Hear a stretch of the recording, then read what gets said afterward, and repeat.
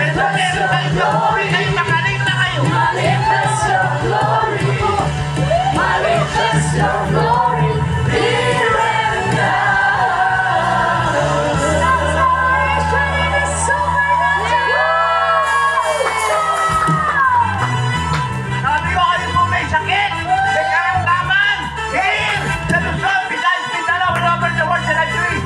Sumayaw po kayo, magaling na kayo. Hindi ito kagandahan ng sayaw, ha?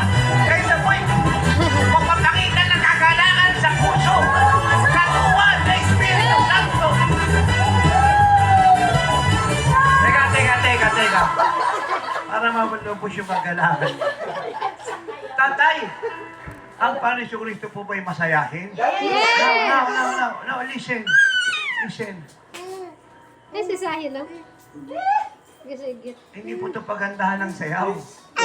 Ito ay ekspresyon ng kagalangan sa ating puso't buhay sa kabutihan ng Diyos! Yes! Sa kadakilaan ng Diyos! Yes! Watch this. Watch this. Luke 10:21.